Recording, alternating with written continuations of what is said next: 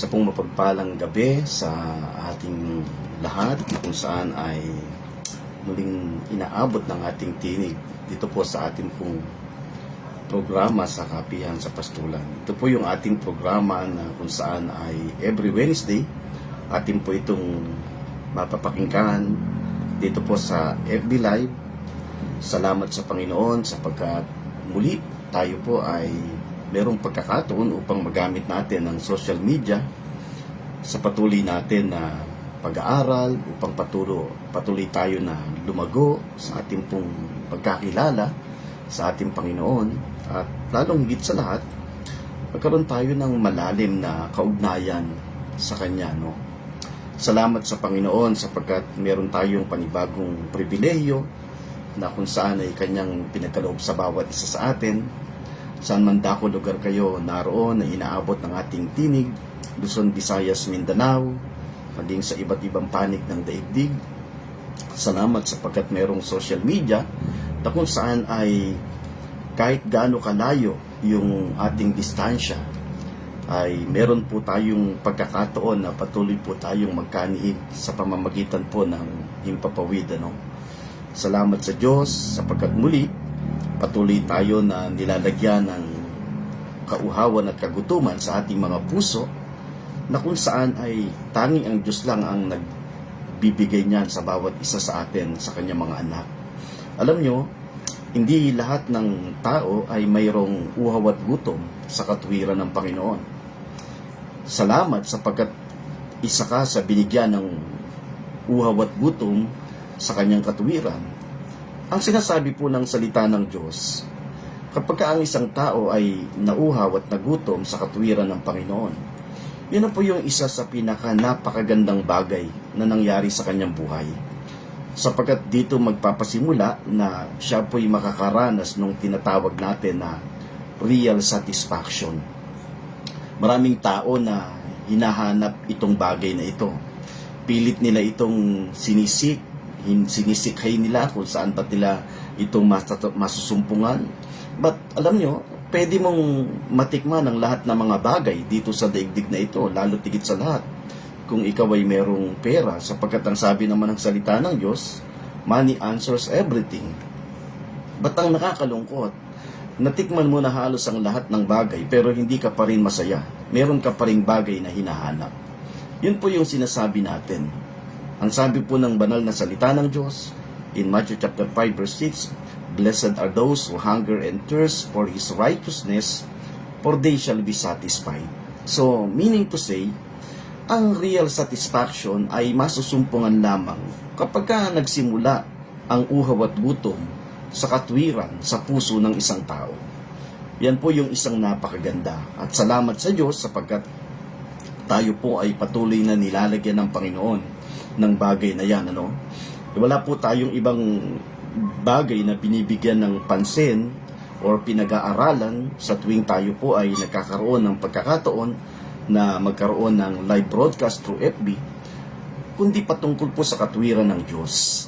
Now, ngayon pong gabi ay muli tayong tutunghay sa ating pong isang aralin, at bago tayo magpatuloy, kung tayo po ay merong banal na kasulatan, tayo po muna ay bumasa ng talata na kung saan ay dito natin hahanguin, may kaugnayan doon sa ating pong pag-aaral ngayong gabi. Ang sabi po sa aklat ng Hebreo, samahan po ninyo ako, yung ating mga kapatid na kung saan ay nakatune in sa oras na ito, maging sa iba't ibang dako ng daigdig, dyan sa lugar ng California, kina Nanay Penny, isang magandang umaga sa inyong lahat dyan, kina Ate Emily Quinto, kina Nanay Vicky, salamat sa Panginoon, maging kina Sister Jo, sa lugar ng New Zealand. So, ngayong gabi, nais ko pong basahin ng isang talata dito po sa aklat ng Hebreo, Kabanatang 4, talatang 12, sapagkat dito po ay may kaugnayan yung pong ating pag-uusapan. Ang sabi po dito in Hebrew chapter 4 verse 12, for the word of God is living and active, sharper than any two-edged sword, piercing to the division of soul and of spirit, of joints and of marrow, and discerning the thoughts and intentions of the heart. Basahin po natin sa wikang Tagalog. Sabi po dito sa aklat ng Hebreo, kabanatang 4, talatang 12,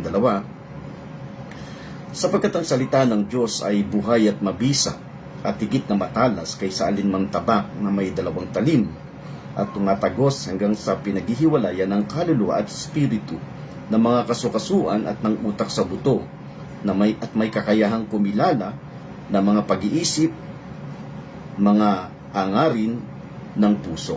Salamat sa pagkabasa ng kanyang salita ngayong gabi, na kung saan ay meron pong kaugnayan sa salita ng Diyos yung ating pag-uusapan. Kung noong nakaraan na Wednesday, ang nabigyan natin ng pansin ay walang iba kundi ang law, na sinasabi natin we are not under the law but under the grace, sapagkat yun naman po yung maliwanag na sinasabi ng salita ng Diyos. Ang kautusan ay ibinigay ng Diyos sa mga Hudyo. So tayo po, we are all Gentiles dito po sa atin sa Pilipinas, hindi po tayo kabilang dyan. Totoo po yun na ang kautusan ay binigay sa mga Hudyo. Binigyan natin ng pansin yung nakasulat sa aklat ng Galatia, kabanatang 4, talatang 1 hanggang 5. Pero napakaganda nung pagkakahati nung ating tiningnan doon sa talata na yun.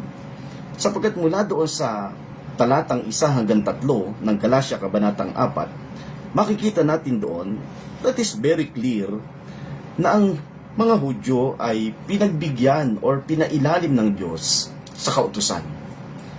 But to fulfill every law na ibinigay ng Diyos, that is exclusive only for the one Jew, and that is Jesus.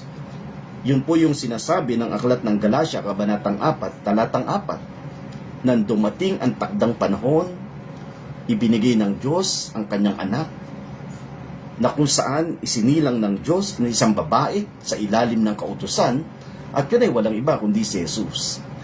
Kaya nga, kung atin pong titingnan ang kautusan, ito po'y isang bagay na kung saan ay ibinigay ng Diyos, although ito'y ibinigay para sa mga Hudyo.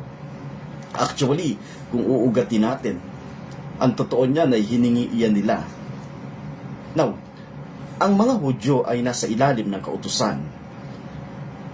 But pagdating ng takdang panahon, ang sabi ng Galatia, kabanatang 4, talatang 4, isinilang ang isang lalaki ng isang babae.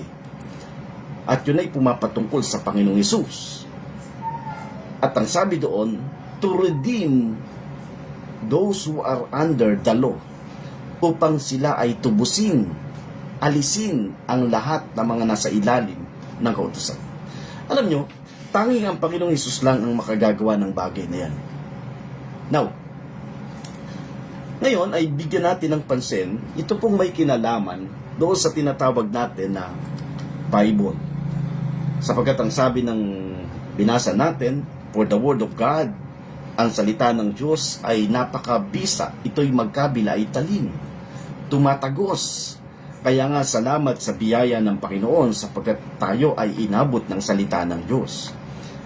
Sino ka man, ano man ang iyong kalagayan, ano man ang sitwasyon mo, kung ikaw ay kumilala sa Panginoon, ang totoo niyan, ang ginamit niyang alulod ay walang iba kundi ang kanyang mga salita. Now, ngayon, gusto ko na mas maging maliwanag sa atin, ano nga ba talaga ang salita ng Diyos? Or yung what really Bible is. Mahalaga po yan.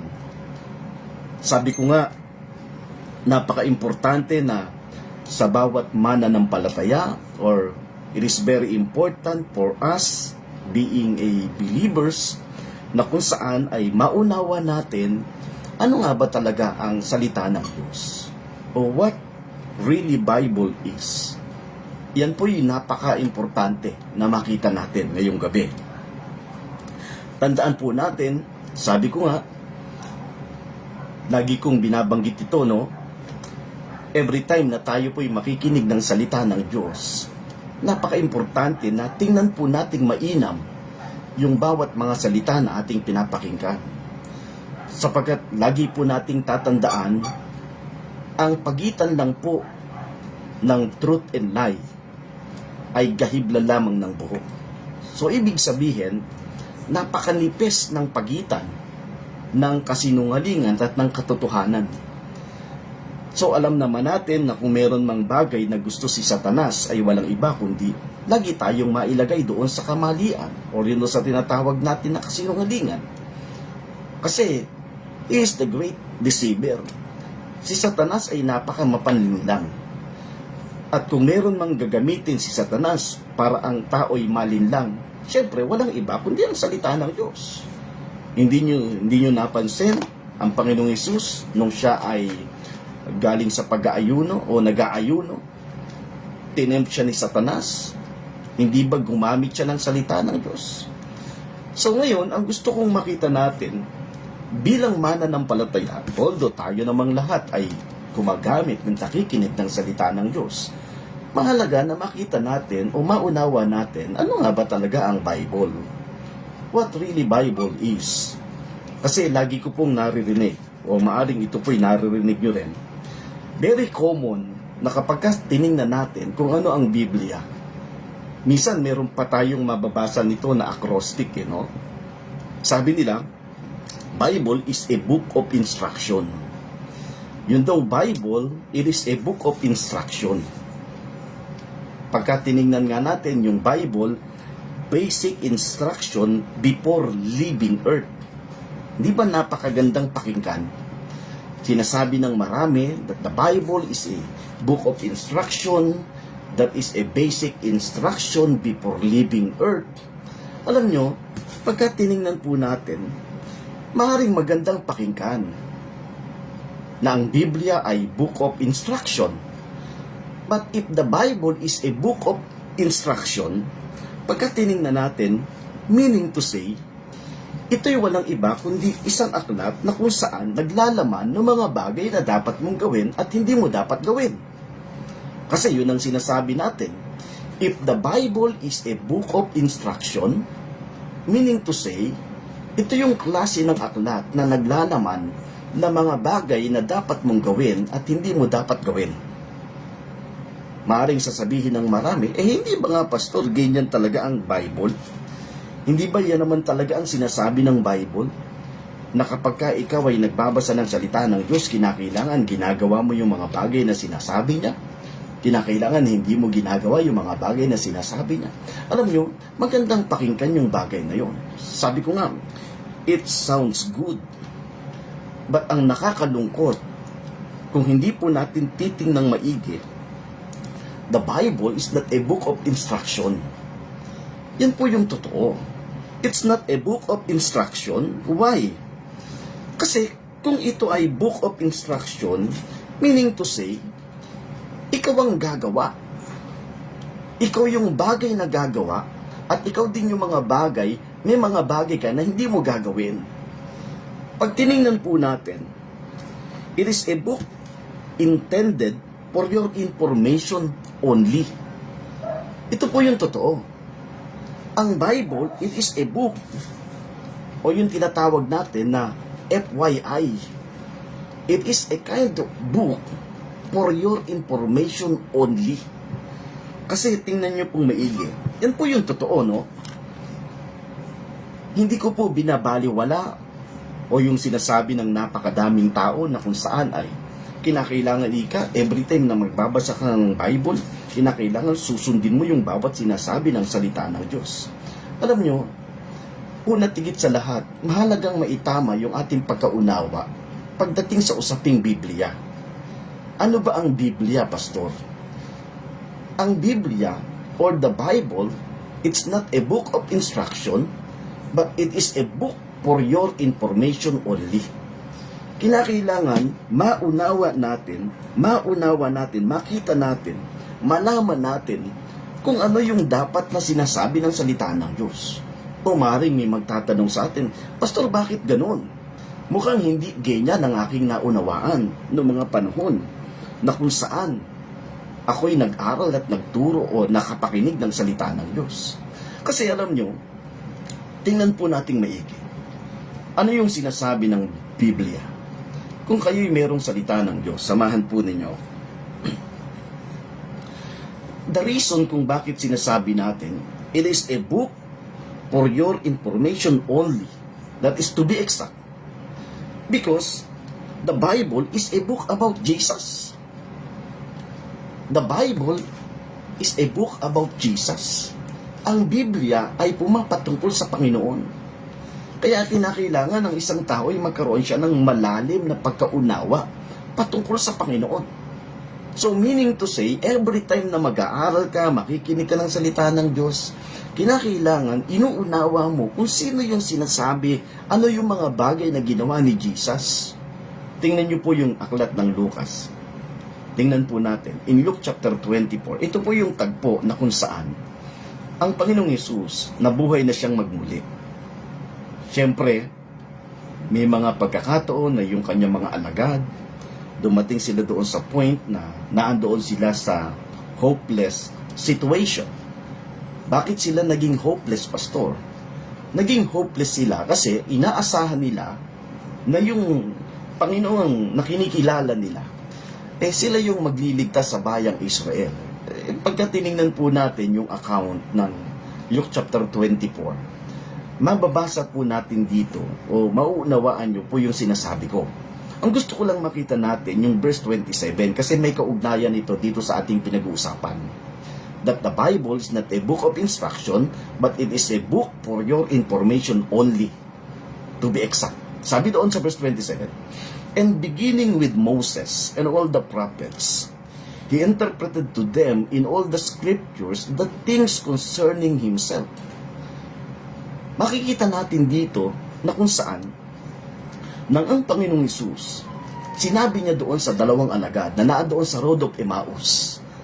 Ang sabi doon sa Tagalog, ito, kasi dumating sila doon sa point na nagugulumihanan sila, pabalik na sila, hopeless situation sila.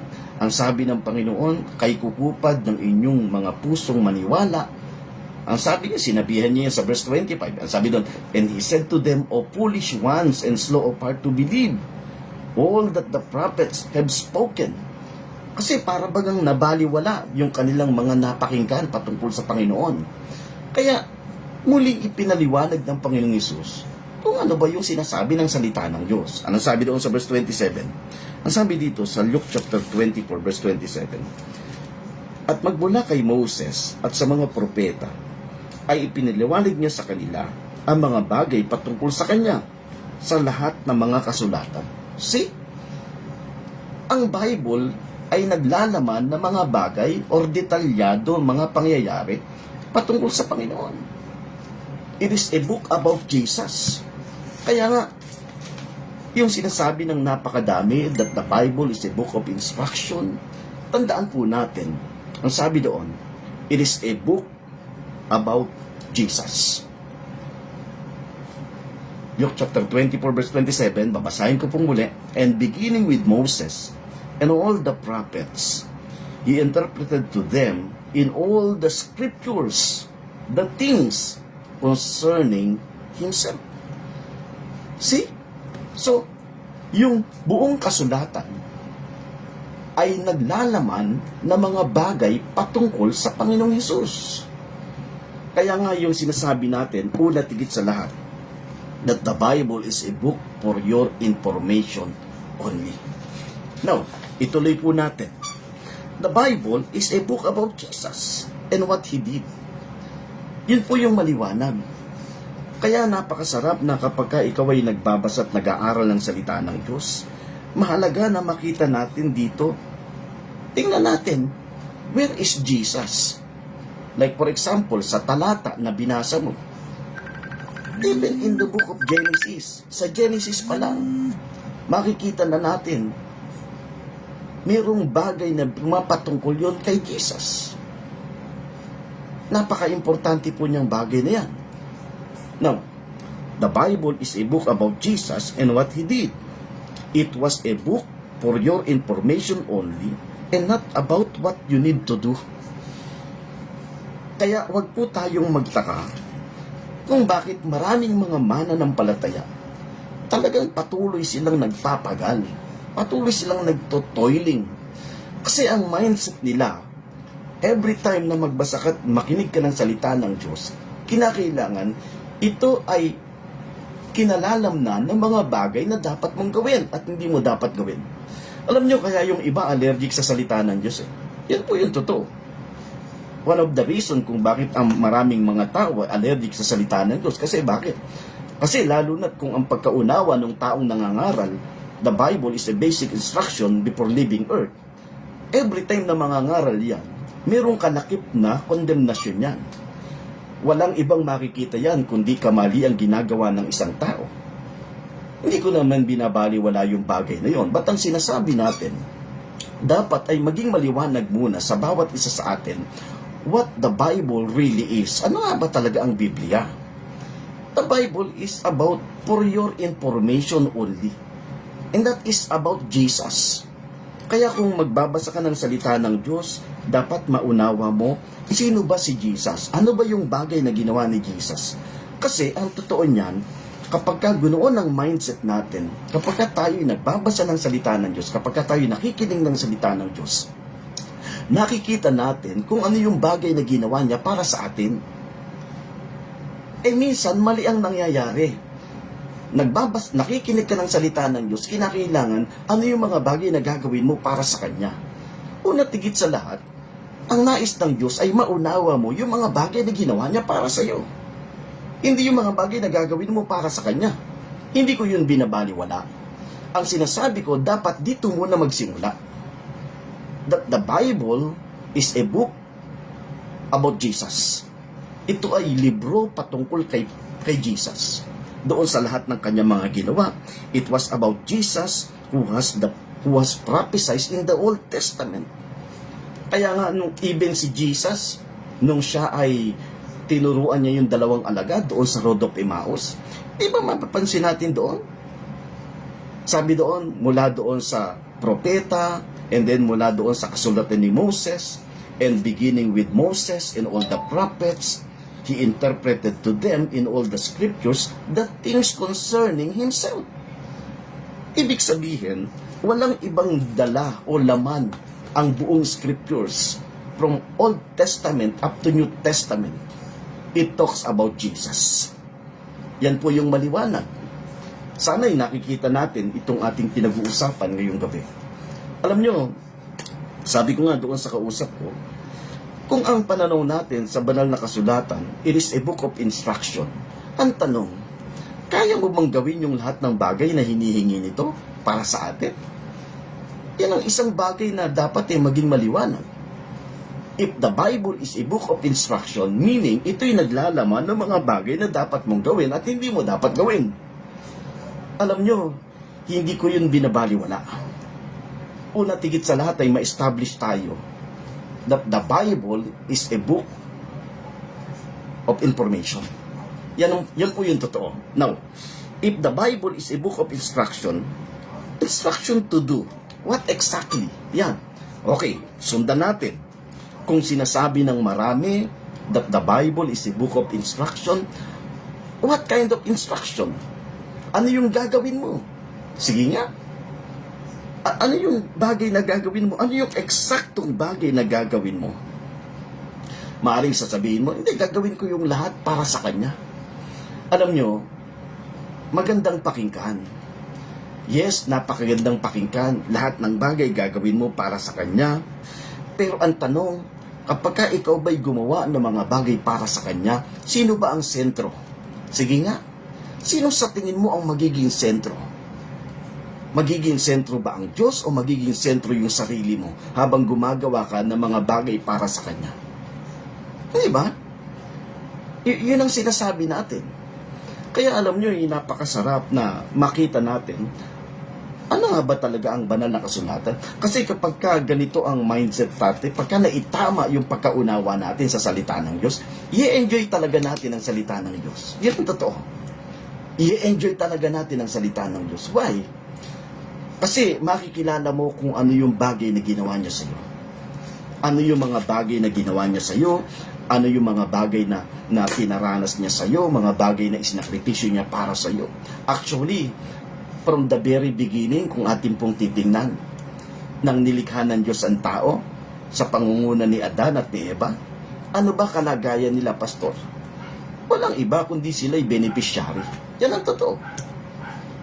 ang kalagayan ng unang tao ay walang iba kundi beneficiary. Ayaw ng dyablo yon.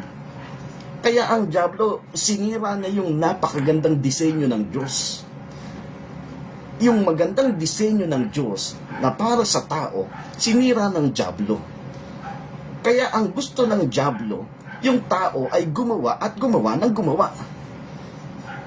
Pero alam nyo, dumating ang Panginoong Hesus para ma-restore muli yung napakagandang bagay na ginawa ng Diyos, yung disenyo ng Diyos sa buhay ng isang tao. Now, ituloy po natin ito, no? Itong ating pinag-uusapan. Salamat sa ating mga kapatid na kung saan ay nakatune in ngayong gabi. Now, tingnan po natin. Ang sinasabi natin, what really Bible is. Ano ba talaga ang Biblia? If the Bible is the book of instruction, now, sabi nga natin, instruction to do what exactly? Ano yung dapat mong gawin? Alam nyo, mahalagang makita natin, kapag yung isang tao, naging tama ang pagkaunawa niya sa banal na kasulatan. Kagaya ng sinabi ko sa inyo, dito magsisimula na mai-enjoy mo. Napakasarap pakinig ng salita ng Diyos, napakasarap pagbasa ng salita ng Diyos. Why? Kasi wala ka namang ibang makikita dyan, kundi lahat ng bagay na ginawa ng Panginoon, ito'y para sa kapakinabangan ng kanyang anak. Yun po yung totoo. Kaya sabi ko nga doon sa kausap ko, kasi minsan may nagtanong sa akin, sabi niya, Pastor, paano ba ako talaga magde-devotion? Kasi, syempre, yan ang very common na teaching. Dapat magde-devotion ka every morning. Sabi ko, simple lang. Every time na magbabasa ka ng salita ng Diyos, dapat makita mo kung ano yung mga bagay na ginawa ng Diyos para sa iyo. Ialis mo yung kaisipan mo muna doon sa sinasabi ng marami na tagapagturo na dapat pag nagbasa ka ng salita ng Diyos, ano yung mga bagay na gagawin ko para sa Kanya? Actually, wala man tayo magagawa pa. Wala man tayo magagawa sa Diyos eh. Kasi bakit? Ang Diyos ay Diyos, nananatiling Diyos. Kumpleto siya sapagkat siya ay Diyos. Una tigit sa lahat, we need to establish our mind. Ano yung mga bagay na ginawa niya sa buhay natin? Kaya once na nakita mo, gunoon ang approach mo, gunoon ang pagkaunawa mo, every time na magbabasa ka ng salita ng Diyos, may enjoy mo talaga. Walang ibang napakagandang kalagayan kundi makita mo na ikaw ang beneficiary ng lahat ng mga bagay na ginawa niya sa buhay na ito. Hindi ba? Napakaganda noon. We are all beneficiary. Now, the Bible is a book about Jesus and what He did. Yan po yung totoo. The Bible is a book about Jesus at lahat ng kanyang mga ginawa. Now, sabi natin kanina, okay, sundan natin. If the Bible is a book of instruction to do what exactly? Ano yung gagawin mo? Gagawa ka ng napakadaming mga bagay? Lahat ng bagay ginagawa ko para sa Panginoon. Puros para sa Panginoon. Magandang pakinggan yun. Pero tandaan po natin, kapag ka laging ang sentro ay yung mga bagay na ginagawa mo para sa Panginoon, sino yung bida dyan? Sino yung sentro dyan? Hindi ba ikaw? At ito po yung napakabigat. Tandaan po natin. To do something so that the focus is now on your effort at hindi na si Jesus. Kasi nawawala na yung tinapos ni Jesus. Kasi yung tinapos mo na yung nagiging sentro. Tandaan po natin, the moment you focus on your obedience, Jesus and His Word are removed. Yan po yung totoo. Sa sandaling ang isang tao ay nakapokus sa mga bagay na kanyang ginagawa, yung sinasabi niya na gagawin ko to para sa Panginoon, magandang pakinggan yon. Ang tanong, nasaan yung bagay na ginawa ng Panginoon? Kinakailangan ang nai-highlight, ang naitataas, yung mga bagay na ginawa ng Panginoon at ang kanyang tinapos. Kasi yan po yung essence ng whole scriptures. The essence of the whole scriptures is no other than Jesus and His finished work. At yun po yung ayaw na ayaw ng dyablo. Tandaan po natin. Ayaw na ayaw ng dyablo na yung isang tao na nakakilala sa Panginoon ay magkaroon siya ng malalim na pagkaunawa. Sino ba tong Jesus na ito? Even si Apostle Paul. Pag tinignan natin, tingnan niyo po, even si Apostle Paul, wala naman siyang mensaheng dala-dala. Ano ba dala-dalang message ni Apostol Pablo, Pastor? Tingnan niyo po yung sinasabi dito. Babasahin ko po yung 1 Corinthians chapter 2 verse 2. Ang sabi ni Apostol Pablo, For I decided to know nothing among you except Jesus Christ and Him crucified. See, walang ibang mensaheng dala-dala si Apostol Pablo. Pagbali-balik na din naman ang kanyang mga sulat, iisa lang ang pinupuntahan niyan. Alam niyo kung ano? Si Hesus Kristo at ang kanyang tinapos. That's it. Yan po yung mensahe ni Apostol Pablo. Sabi dito, in 1 Corinthians chapter 2 verse 2, basahin po natin. Sa Tagalog, sabi doon, sapagkat aking ipinasyang walang anumang malaman sa gitna ninyo, maliban na si Hesus Kristo at siya na ipinako sa krus. Christ crucified. See? Si Kristo at ang kanyang tinapos. That's enough. Kasi yan naman po talaga ang pinaka-essence, the whole message of the scriptures. It's not a book of instruction. Kasi kung ito ay book of instruction, instruction for what? Yun po yung sinasabi natin eh. Now, the moment you focus on your obedience, Jesus and His work are removed from the equation. Yun po yung totoo. Now, the idea that the Bible as a book of instruction, it's not comes from Him. Tandaan po natin. It's not comes from Him. Yung idea na ang Biblia ay book of instruction, yan po'y galing sa karnal na kaisipan. Kasi bakit? Anong instruction ang sinasabi mo? Lahat ng instruction na sinasabi ng Bible, si Jesus ang gumawa. Tinapos ni Jesus. At ang bunga ng ginawa ni Jesus, we are all beneficiary as a believer. Ganoon kaganda. Ganoon kaganda na kapag ka ikaw ay nakaunawa what really Bible is, beneficiary pala ako. Bakit nangyari yun, Pastor? Pastor, na kung saan ito yung tinuturo ng napakadami. Tandaan po natin, because the devil wants to redirect your focus. Yun po yung totoo Kung meron mang gusto si Satanas ay walang iba kundi i-redirect na yung focus and attention away from Christ to your own obedience. Kaya sabi ko nga sa inyo, ang pagitan lang ng truth and lie ay halos gahibla lang ng buhok. Napakanipis. Napakanipis. Yung pagitan ng truth and lie. Now, kung sinasabi natin that the Bible is a book of instruction, tandaan po natin, it's not came from God's idea. It is came from the carnal mind, na kung saan ang isang karnal na kaisipan ay walang iba kundi gusto niya lagi na siya yung sentro, siya lagi yung bida. Hindi po ganyan ang gusto ng Diyos. Sa banal na kasulatan wala tayong makikita. Even si Jesus, ipinaliwanag niya sa dalawang alagad. Mula sa kasulatan ni Moses, sa sulat ng mga propeta, ito'y pumapatungkol sa kanyang sarili. Yun lamang po. Now, the Bible is a book of hearing and seeing. Yan. The Bible is a book of hearing and seeing. Hearing about the wonderful news that Jesus did on our behalf.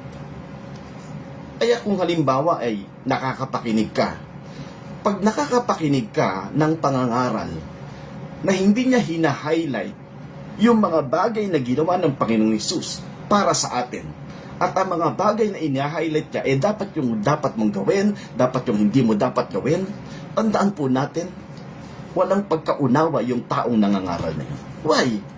Dapat ang maunawa ng isang tao na nangangaral, ipinapaunawa niya yung lahat ng bagay na ginawa ni Jesus. Yun ang dapat maunawa ng isang tao. Yan ang dapat maunawa ng isang tao. The Bible is a book of hearing Ano yung dapat kong mapakinggan, Pastor? Hearing about the wonderful works or the wonderful news that Jesus did on our behalf. Ano man yung dapat kong makita, Pastor? Seeing Jesus in every page of the scriptures. Ito, napakaganda po nito. Na kung ikaw ay magbabasa, like for example, every morning, pag nagbasa ka kada umaga, anumang talata sa banal na kasulatan, dapat makita mo in every page of the Bible, tingnan mo dyan, where is Jesus? Ano po yung totoo? Kasi alam nyo, ayaw ng dyablo niyan. Kasi alam ng dyablo, kapag ka sa bawat talata ng Biblia, hinanap mo si Jesus, ikinunik mo sa tinapos ni Jesus, ikinunik mo doon sa overall plan of God patungkol kay Jesus. Naku, ayaw na ayaw ng dyablo niya. Why? Dahil magkakaroon ka ng malalim na pagkakilala sa Panginoon. Yun po yung totoo. Magkakaroon ka ng malalim na pagkakilala sa Panginoon. Pantakin mo, every page of the Bible, tinitingnan mo at hinahanap po, where is Jesus dito sa talata na ito? Where is Jesus dito sa paragraph na ito? Where is Jesus dito sa kwento na ito? See? That's the right interpretation. Ito yung tamang pag-interpret ng banal na salita ng Diyos. The Bible is a book of hearing and seeing. Hearing about the wonderful news that Jesus did on our behalf, and seeing Jesus in every page of the scriptures that comes alive every time you look at it. Wow! Napakasarap noon. So kaya nga, bawat isa sa atin, I hope na dito sa ating pong pinag-uusapan, maging maliwanag. Paano nga ba natin inaano ang banal na salita ng Diyos? Ang Biblia. Ano yung dapat mong pagkaunawa sa bagay na ito? Kasi nga, sabi ko nga sa inyo, masarap pakinggan. Napakagandang pakinggan. At sinasabi ng marami that the Bible is a basic instruction before leaving earth. Pero sabi natin, dito natin naunawa ngayon that the Bible is about Jesus and His finished work. The Bible is a book of hearing and seeing. Yan po yung napakaganda. Now, ang problema, the problem is, they look but they don't see. Nakikita nila ito, pero hindi nila totally na nauunawaan. Is tumitingin sila, pero hindi nila ito nakikita. They read the scriptures, but they see nothing.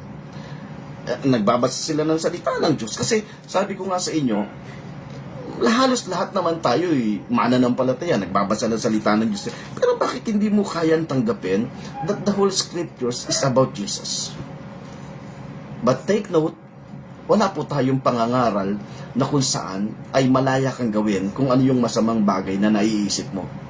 Kasi baka akala ng marami, delikado pala, pastor, yung iyong interpretation. Kasi bakit? Hindi pala instruction ang pananaw mo sa banal na kasulatan. Totoo po yun. The Bible is not a book of instruction. It is a book about Jesus and His finished work. Why? Sapagkat lahat ng bagay na ginawa niya, iyan ay para sa atin. But kung ikaw ay nakakilala, nakaunawa sa Panginoon, tandaan po natin, ang Diyos naman ay patuloy na gagawa sa ating mga buhay. Ang sabi ng aklat ng Philippians chapter 2 verse 13, God who works in you to will and to act according to His will. See? Kaya hindi tayo magmamalaki na nagawa natin yun, natapos natin yun dahil sa ating sarili. No. Ito'y galing pa rin sa tulong at biyaya ng Diyos para sa atin. Who works in us. God who works in you to will and to act according to His will. See? Even yung desire, even our desire, it comes from God. Napaka-imposible sa isang tao na magbago yung kanyang mitiin. Like for example, nakikita mo yung mga tao, noong araw kilalang kilala mo siya, na ganito buhay niya. Pero nung nakapakinig ng salita ng Diyos, nadama niya yung pag-ibig ng Diyos, yung mga bagay na ginawa ng Diyos para sa kanya. Biglang nagkaroon ng changes. Saan ba galing yun? Galing sa Kanya? Hindi galing sa Kanya yun. Galing sa Diyos yun. Binago ng Diyos yung mitiin ng Kanyang puso. Yun ang sinasabi natin. Yun ang sinasabi natin. Now, salamat sa biyaya ng Diyos na patuloy tayong binibigyan ng pagkaunawa. Sa bawat sandali na tayo po'y nakakapakinig ng salita ng Diyos, salamat sa biyaya ng Panginoon sa patuloy na binubuksan niya ang ating kaisipan at puso upang lubos nating maunawa kung ano yung mga bagay na nais niya sa buhay natin. Salamat po sa bawat isa na kung saan ay nakasama ko ngayong gabi. Bagamat maikling oras lang yung ating pong pagsasama, at salamat sa Diyos sapagkat patuloy niya tayong binibigyan ng kaunawaan. Bago po natin batiin yung ating mga kapatid, nais ko po kayong sumandaling anyayahang manalangin. Tayo po'y pumikit, tayo po'y manalangin, tumulog tayo sa Diyos, magpasalamat, sapagkat ngayong gabi binigyan tayo ng napakagandang pribilehiyo na magamit natin ang social media upang patuloy tayo magkaroon ng malawak ng pagkaunawa sa kanyang kapahayagan sa bawat isa sa atin. Let us pray. Dakila namin Diyos na makapangyarihan, salamat sapagkat ngayong gabi, binigyan mo kami ng pagkakataon upang patuloy naming maunawa ang iyong mga salita. Salamat po sa iyong mga kapahayagan.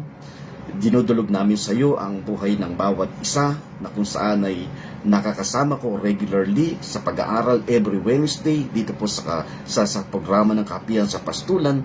Ikaw po, Diyos, ang patuloy na gumabay at manguna sa bawat isa sa amin. Help us, O Lord God, to enjoy every moment. Maging yung aking mga kapatid na mayroong iba't ibang suliranin na pinagdadaanan. Lord, we believe Ikaw ang Diyos na kumokontrol sa buhay ng iyong mga anak. Hindi mo siya iiwan, hindi mo siya pababayaan sapagkat yung sinabi ng iyong mga salita. Salamat po ng marami. Sa iyong kamay namin ipinagkakatiwalang lahat yung mga tao na humihingi ng personal na pananalangin sa iyong lingkod. Bigyan mo siya ng kalakasan, kung ano man po yung mitiin ng kanyang puso. Hayaan po ninyo, O Diyos, na ikaw ang patuloy na magkaloob dito. Ikaw, O Diyos, ang aming kinikilala at wala po kami magagawa. Hindi mo kami sasamahan. Salamat po, Holy Spirit, take over our life, O God, sa bawat sandali ng buhay namin. Lahat ng papurit patangalay sa iyo, pangalan ni Jesus. Amen and amen. Now, salamat po sa inyong lahat na akin pong nakasama ngayong gabi. At pinabati po natin yung ating mga kapatid, si Pastora Peli Nagano, salamat sa Panginoon, Bustamante Nagayo. Sa pong mapagpalang gabi sa inyong lahat, si Nanay Vicky Paredes, blessed evening po, Pastor. Yan po yung naandyan sa Manteca, California. Binabati din po natin sina Sir Josephine Cayeta-Ongkol sa lugar ng New Zealand. Mapagpalang gabi po pa dyan, Pastor. Madaling araw pala sa kanila. Siyempre, ang aking anak na si Roma, salamat sa biyaya ng Diyos. Ang aming mahal na kapitan dyan sa lugar ng Malagasang, Kapitan Aldrin Progoso, isang mapagpalang gabi, ang napakasipag naming kapitan. At yung aking mga mahal sa buhay, Nanay Glo dyan sa lugar ng Malagasang. Sa pong mapagpalang gabi sa inyong lahat, salamat sapagkat kayo aming nakasama. Siyempre, ang aking may bahay, Sir Joe, ang aking anak na si Roma at si JM, aking manugang na si Prince. So kung kayo po'y merong katanungan, meron po kayo mga bagay na gustong isama sa aking personal na pananalangin, so i-message nyo lamang po at asahan po ninyo na ito'y patuloy nating ilalagay sa kamay ng Panginoon. Ilalagay po natin sa diwa ng ating pananalangin sa araw-araw. At Emily Quinto, still watching, salamat sa biyaya ng Panginoon. Ito po yung ating pong programa na ating napapakinggan every Wednesday night, 8 p.m. in the evening. Doon sa ating mga kapatid na nagtatanong, kasi dati madaling araw tayo, alas 5, but salamat sa biyaya ng Diyos. Si Kuya Romel Calicdan, na taga Mindoro, ngayon ay naandyan sa office ng Araw Philippines, sa mapagpalang gabi. Kuya, salamat sa iyong patuloy na mitiin na nilalagay ang Diyos sa iyong puso. So, binabati natin yung iba nating mga kapatid na hindi man natin mabati yung iba kasi napakabilis nung ano nila. Salamat po sa inyo na akin pong nakakasama. Salamat sa biyaya ng Diyos. Naglalagay siya sa atin ng uhaw at gutom. Hayaan po ninyo na patuloy lamang po nating i-enjoy ang bagay na yan. Tandaan po natin, Wala pong ibang kapamaraanan ng Diyos para ang tao'y makadama ng tunay na kapunuan o real satisfaction unless na magkaroon po siya ng hunger and thirst for His righteousness. Sapagkat yan po yung sinasabi ng salita ng Diyos. Matthew chapter 5 verse 6, Blessed are those who hunger and thirst for His righteousness, for they shall be satisfied. Salamat po sa inyong lahat na aking nakasama. I-enjoy po natin ang kanyang mga salita. Ang pagpapala ng Diyos ay patuloy nating maranasan. At habang tayo po'y nagbabasa ng salita ng Diyos, makita po natin kung gaano po tayo pinagpala ng Diyos bilang kanyang mga anak. Yung aking mga kapatid dito sa lugar ng Nueva Ecija, kinati Pe, ang kalakasan ng Diyos at Pe ay sumayo, maging kinati Maming, kina Ate Silvia, sa pong mapagpalang kami, kina Nanay Ponyang. Salamat po sa inyong lahat na aking nakasama. Hanggang sa susunod, minsan pa'y tayo muling magkasama-sama sa biyaya at kalakasan na mula sa Panginoon. Ito po ang inyong nakasama, Pastor Manuel Herrera. Ang buong pamilya ng Araw Philippines ay binabati po natin. Salamat po sa inyong lahat. Just most to everyone.